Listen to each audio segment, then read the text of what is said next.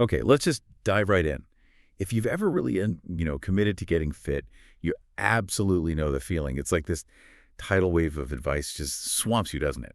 You've got the old school gym guys, then the latest TikTok trend, that friend who swears by some weird supplement. It feels, honestly, impossible sometimes to figure out what actually works, what's real and what's just noise. It really is overwhelming. Yeah, the sheer volume. Yeah. It's huge. And sadly, a lot of it just leads to confusion, maybe frustration, and frankly, a lot of wasted time and effort in the gym. Exactly. And that's precisely why we wanted to do this deep dive. Our mission for you today is simple. Cut through all that noise. We are going deep into science-based training. What does it really mean? How does it work in practice?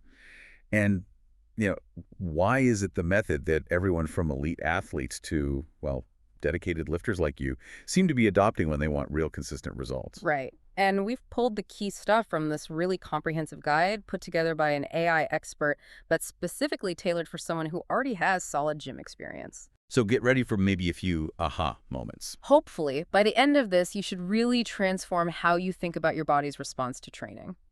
And that means you can maximize, every single bit of effort you put in. Okay, so let's start right at the beginning. Science-based training. What are we actually talking about here? Is it just a fancy label, or is there like a core idea behind it? Oh, it's definitely a core philosophy, yeah. At its heart, science-based training, or SBT, it's an approach that relies heavily on research, on data, proven principles. Stuff from exercise science, sports physiology, actual studies, that's what guides your training choices. So it's not just guessing or doing what felt good last week. Exactly. It's about what the evidence, the robust evidence actually supports. And the why behind it? Is it just about lifting heavier, or is there more to it? Well, the whole point is to make your workouts fundamentally more effective and safer, too. Measurable, genuinely results-driven. It moves you beyond the myths, the guesswork, definitely beyond those random programs you find online. It takes away the uncertainty. Which makes total sense why it's the method for, like, the top pros, elite athletes, professional trainers. Right. But is this only for them? Or can regular people, someone serious about their lifting, really use this effectively too? Oh, absolutely. It's the go-to for the elites and pros because they can't afford to leave results to chance. But the principles, they're universal. Yeah. It's just as powerful for anyone who's committed to getting fast, efficient, and importantly, safe results in the gym. Okay, so we get the what and the why. But Yeah. how does this actually, translate into what you do in the gym day to day? What's the absolute bedrock principle? That is the key question. And it really boils down to one non-negotiable concept: progressive overload. Progressive overload. Okay, Yeah. it sounds kind of simple. But break that down for us. Why is it so fundamental? It really is the absolute core. You simply must gradually increase the challenge over time. That might mean lifting more weight, doing more reps or sets, maybe even reducing your rest time between sets. No. It sounds basic, but you'd be amazed how many people get stuck lifting the same weight for the same reps month after month. If you're not constantly pushing that boundary, your body just has no reason to adapt, to get stronger or bigger, without that consistent challenge. Plateaucity. Fast. Right. The goal is straightforward. Lift a little more or do a little better somehow each week. Okay, so push yourself consistently. Got it. Mhm. But then how do you know if you're doing, like, enough work Yeah. or the right kind of work? That brings us to those big three, right? Volume, intensity, and frequency. They're like the dials on the machine. Exactly like dials. Yeah. Yeah. Let's start with volume.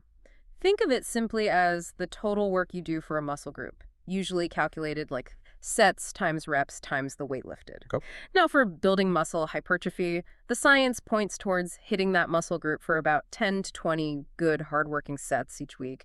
That's generally the sweet spot. And intensity, that's just how heavy you lift. Pretty much. It describes how heavy the weight is compared to your maximum potential. Often, yeah, it's measured as a percentage of your 1 rep max, your 1 RM.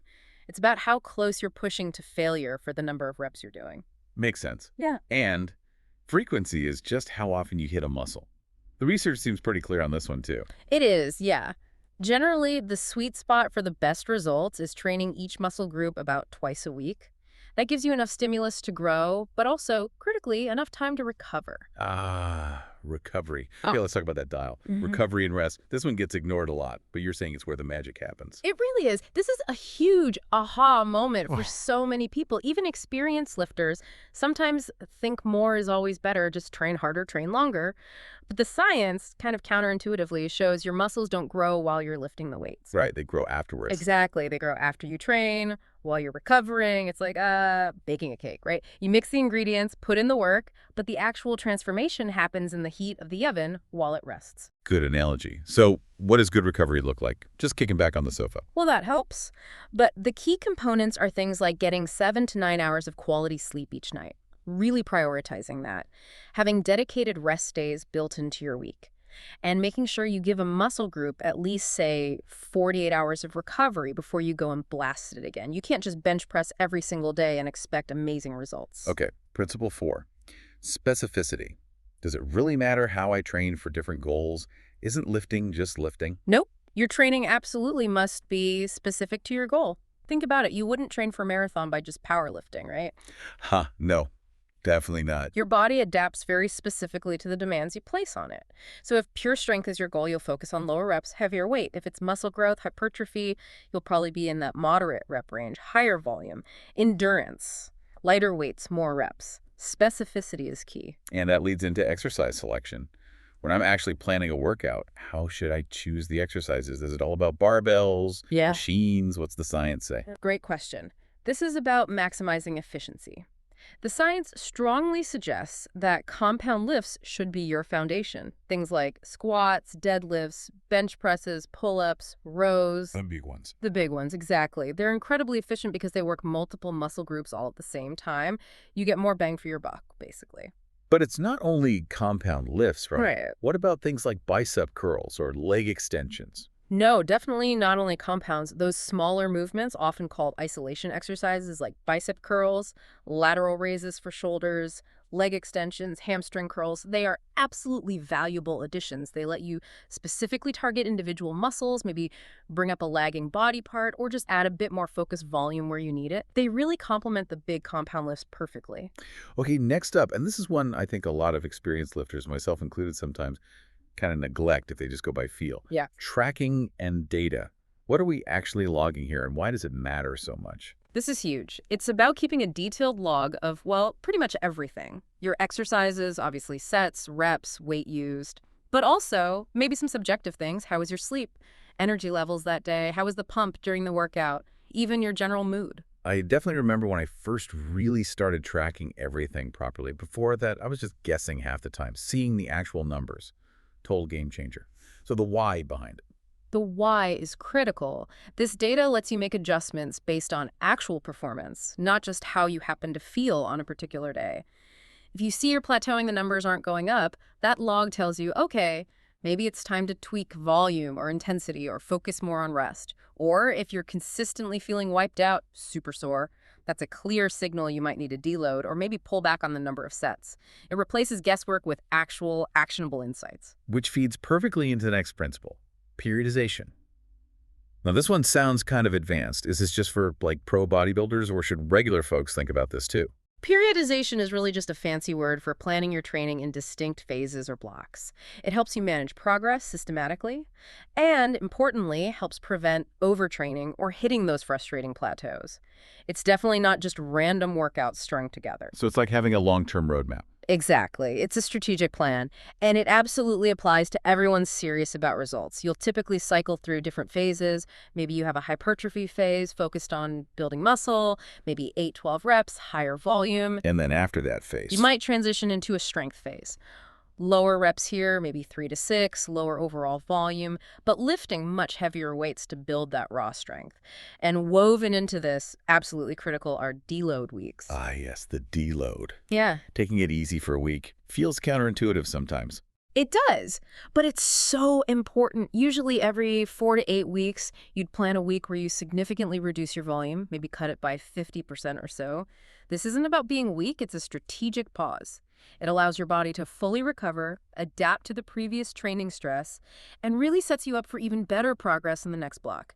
It prevents burnout and reduces injury risk. Okay, so maybe thinking in terms of 8 to 12-week training cycles before making big changes sounds like a good framework. That's a very common and effective approach, yeah. Gives you enough time to make progress within a phase, but allows for adjustments. And the final principle, which kind of ties it all together, individualization. Yes. Because while all these principles, progressive overload, volume recovery, are universal, how you specifically respond is unique. Science-based training isn't a rigid, one-size-fits-all prescription. It's a powerful framework that you adapt to your unique recovery ability, your specific goals, even your genetics, and your personal schedule. It has to work for you. Okay, that makes a ton of sense. So we've got the principles down. Let's get practical. How do you actually put this together? Design a workout, fuel your body, especially if the goal is muscle gain. What might a typical week look like? Right, practical application. A very common and highly effective weekly structure for muscle gain is the push-pull-leg split. And you typically do it twice a week. Push-pull legs twice a week. Okay. Yeah, it ensures you're hitting all your major muscle groups with enough frequency, but also allows for that crucial recovery time. So walk me through that schedule. Monday might be push. Yeah. So chests, shoulders, triceps. Exactly. Then Tuesday could be pull back and biceps. Wednesday is legs, quads, hamstrings, glutes, calves. Gotcha. Thursday rest or maybe some light activity. Perfect. Active recovery or a full rest day. Then you repeat the cycle starting Friday, push again, Saturday pull, Sunday legs, or maybe another rest day depending on how you structure your week in recovery. That gets you hitting each muscle group twice. Okay. And what would, say, a push day actually look like in terms of exercises and sets reps? Sure, so an example push day might start with barbell bench press, maybe 4 sets of 6 to 8 reps. That's your main compound heavy hitter. Then maybe overhead dumbbell press for shoulders, 3 sets of 8 to 10 reps. Then you could add some isolation work like cable chest flies, maybe 3 sets of 12 to 15. Lateral raises for the side delts, perhaps 3 sets hitting 15 to 20 reps. And finish with triceps pushdowns, say 3 sets of 12 to 15. Ah, okay. So you see the mix there. Compound, isolation, different rep ranges hitting different goals within the same workout. Precisely. You're covering your bases. Now, what about rest times during the workout? Between sets, I see people scrolling on their phones forever. Is there a science to how long you should rest? There absolutely is. It impacts your performance on subsequent sets. Generally, for those big, heavy compound lifts, you need longer rest periods. Think 2 to 3 minutes. You need that time to recover fully so you can maintain strength and intensity. But for the smaller isolation exercises, you can usually get away with shorter breaks. Typically, somewhere between 30 and 90 seconds is plenty. The goal is always to maximize your performance on each set, and rest is a key variable in that. Okay. And obviously, training is only half the equation. What you eat is huge. Let's talk science-based nutrition. Where's the starting point? Yeah, nutrition is absolutely critical. You can't out-train a bad diet, as they say. Let's start with protein. It is, without doubt, the essential building block for muscle repair and growth, non-negotiable. How much should you aim for? The general scientific consensus for optimizing muscle growth is somewhere between 1.6 to 2.2 grams of protein per kilogram of body weight per day. So for someone around, say, 55 kilos, that works out to roughly 110 to 120 grams of protein daily. Okay, 110, 120 grams for a 55-kilogram person. What about carbs? Carbohydrates are your primary fuel source, especially for intense workouts. For muscle gain, you're probably looking at a target of around 3 to 6 grams per kilogram of body weight. So for that same 55-kilogram person, maybe 250 to 350 grams a day. And fats. Can't forget those. Nope. Fats are essential too for hormone production, cell function, lots of things. Aim for about 0.8 to 1 gram per kilogram, so around 50 grams per day for our example person. Got it. Now, supplements. This is where things get really confusing with so many products pushed at us. What are the few science-approved supplements that actually have solid evidence behind them? That's a great question because the list of proven supplements is actually pretty small, despite what the ads tell you.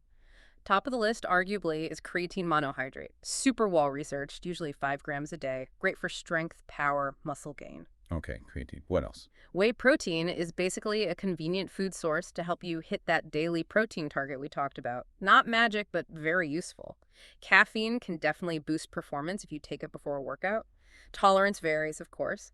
Vitamin D is important if your levels are low, which many people's are. And maybe fish oil for general health, joints, heart health, though the direct performance benefits are debated. So pretty much those 4 or 5. Yeah. Beyond that, the evidence gets much weaker or is very specific to certain situations. Stick to the fundamentals first. Creatine, adequate protein, caffeine if you like it. That covers most bases. So bring it all together.